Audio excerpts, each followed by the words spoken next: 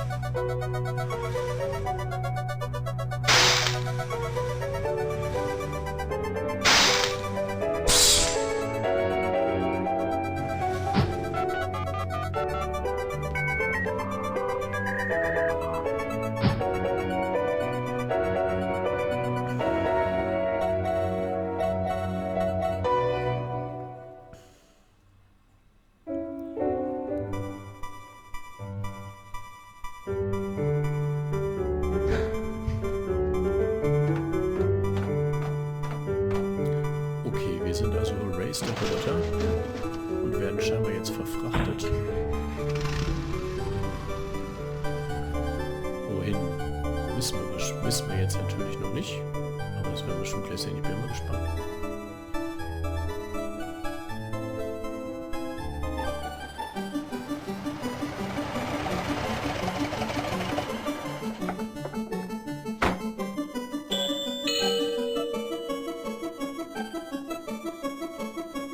Der Butler braucht erstmal eine Zigarette.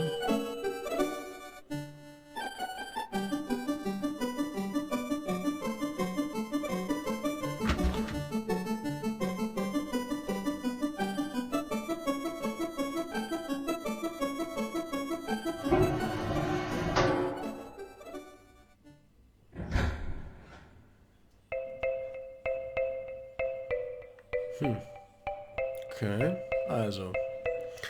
Wir sind scheinbar Horace, der Roboter. Und sollen uns jetzt hier bewegen. Okay. Naja, wir gucken nach oben. Ich spiele das Ganze übrigens auf dem Mauspad. And so, I was born. The first people I remember seeing were the old man, the old lady, and their daughter, Heather. After they'd said hello, the old man powered me down so he could install some software. I could tell they were nice people. The old man didn't give me a silly voice or stupid personality. And the old lady didn't dress me like a clown. Although for some reason, Heather really didn't like me. Once I'd had time to get used to walking, the old man asked me to dash from one end of the room to the other. Okay, ja, das sollen wir jetzt mal machen.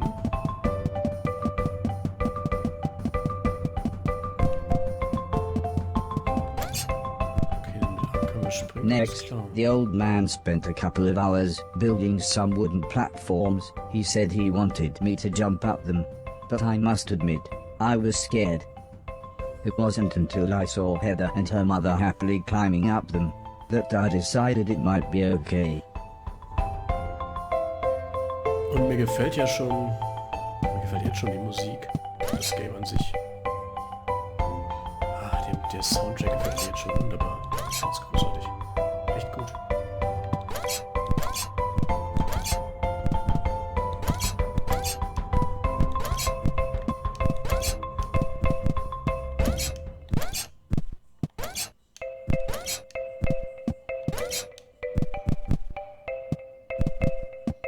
The old man then rearranged the platforms. He told me to try to reach the other end of the room without touching the floor.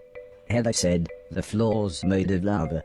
but when I smiled at her, she just frowned and looked away.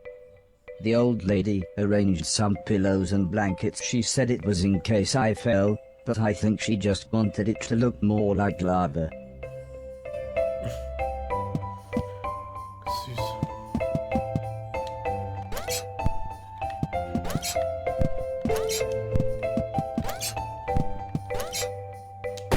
Ah, verdammt. Okay, alles klar. Man muss tatsächlich...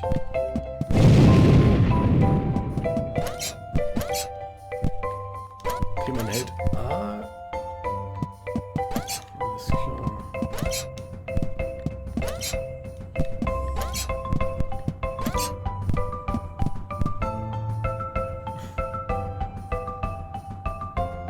Süß. Echt süß gemacht. Schön.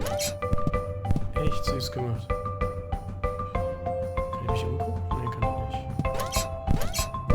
Ach, dieses Quietschgeräusch beim Schwingen, das ist ja ein süßes Game, ey. Schön, ehrlich. When I reached the other side, the old man just smiled and said, "That'll do, for now."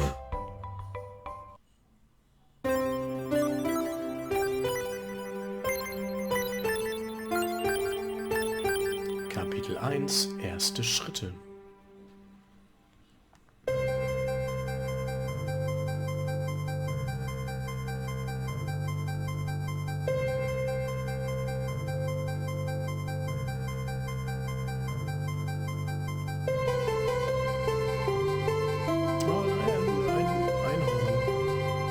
A couple of days after those first lessons, the family had a big meal, and I was introduced to everyone else. The professor was the old man's brother. He was very quiet, and always seemed to just kind of stare at me.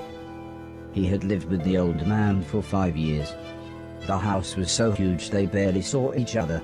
He preferred instead to stay in his room, leaving everything up to his butler, Mr. Deck, as he insisted everyone call him, although the professor always called him Anton.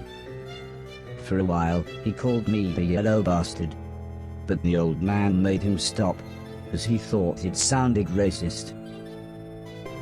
Mr. Silton was the old man's driver. Before he worked here, he'd gotten in with some bad people and was the driver in a post office robbery, although it all went wrong for some reason. Mr. Silton showed me a video of his band. I'm sure some people must like it, but I just found it terrifying. Then there was Alice. She was the cook.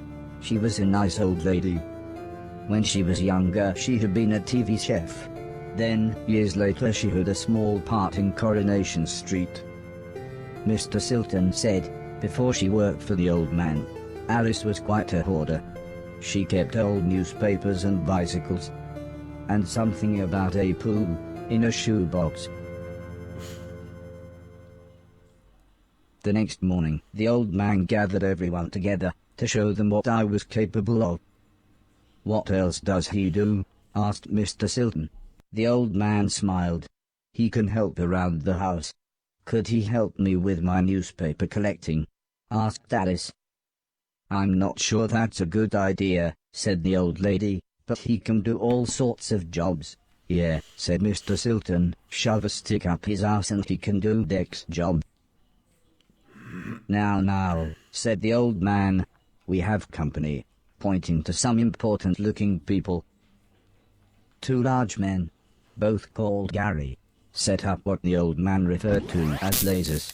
He said again, I should try to get from one end of the room to the other, but I shouldn't be worried, as I had a special chip which meant no matter how damaged I was, I couldn't die. He said it was like infinite lives in a video game. But when he realized I didn't understand, he said he would explain another time. Das ist ein bisschen cool, tatsächlich. Okay. Ah, verdammt. Okay, alles klar. Aber wir haben unendlich Leben, hey. Ah, Mensch, hallo, was ist denn los? Ah, ich bin doof.